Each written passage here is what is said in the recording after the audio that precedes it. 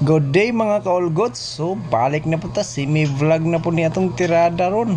Karong adlaw day mga ka-Olgots kay moadto ko sa LTO sa Tubod, Iligan City. Akong subayon kung naana ba akong plate number nga original. So let's go.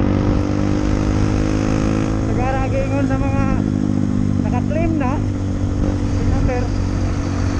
Like for example, dito sa Lanao ako nagikan ipalit. Dayon sa Iligan ako nag-iparehistro.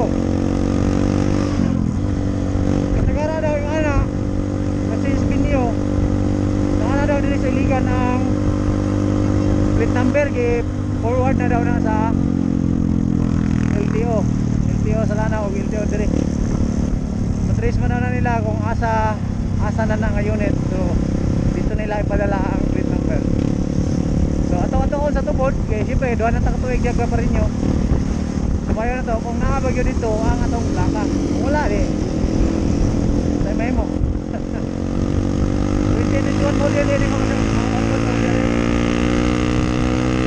So medyo hiner rin yung dagan mga ka-Olgots, no? Kusog lang ninyo tanawon kay forward man to ni para dili rasad kay mula yun kay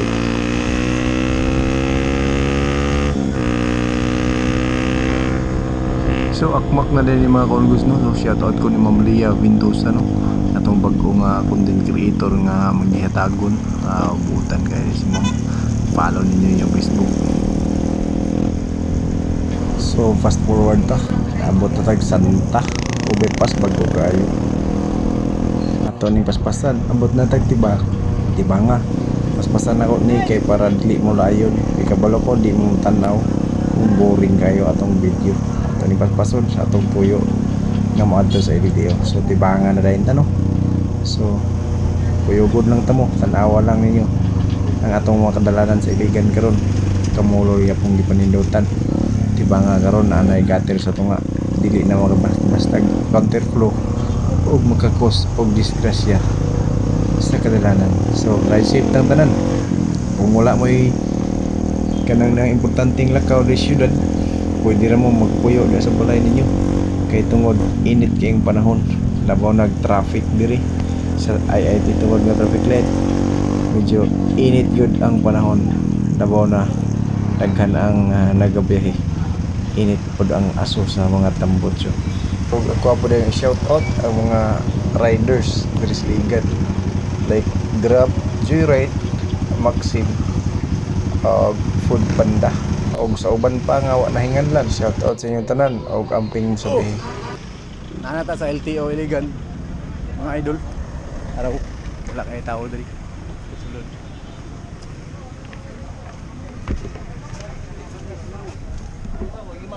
Ada di Solo do.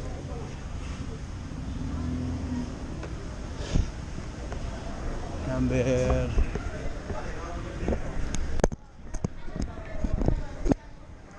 number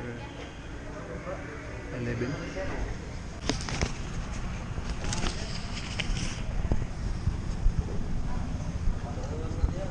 Oh, abot na to. Nakuha na yun. Na abi-abi din ta mga ka-Olgots. So atong baton i-xerox na to ang ORCR. Dayon siyempre ang atong valid ID. Atong i-xerox. Ihatag din nato sa window 13 para sa kaning niyang verification. So aris ako diri sa xerox. Ma'am, na xerox diri, ma'am? Kas. Ika Xerox.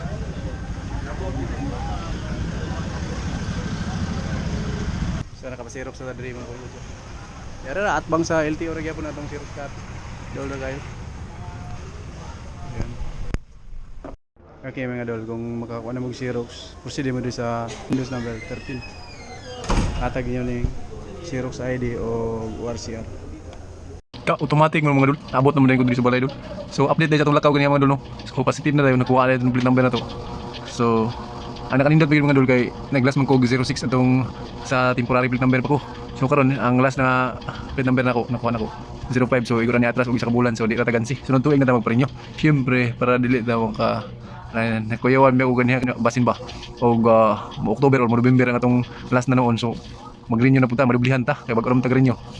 So dili ra di ay, pero ang uban siguro naka-experience yun siguro nga kanang bag-upang renew nya ubot sa plaka nga original, dikit ra kayo ang bulan ba sa daan, so renew na pud ko true. Comment mo sa inyong mga experience kung ingana yung experience, basta kuha goods ra kay para sa kuha. So ano na baton niyo kung sikanan yung motor, kinahanglan mo sa magdala og valid ID sa first owner og deed of sale dayon, pasirox niyo inyong ID dayon ORCR, hatag niyo sa window 13 para dali ra kayo ang proseso. Lingkod na kagamay din, tawagan na din ka, wala ray 5 minutes gawas na dayon. Okay, mara to mga idol, salamat sa support. So ride safe tanan.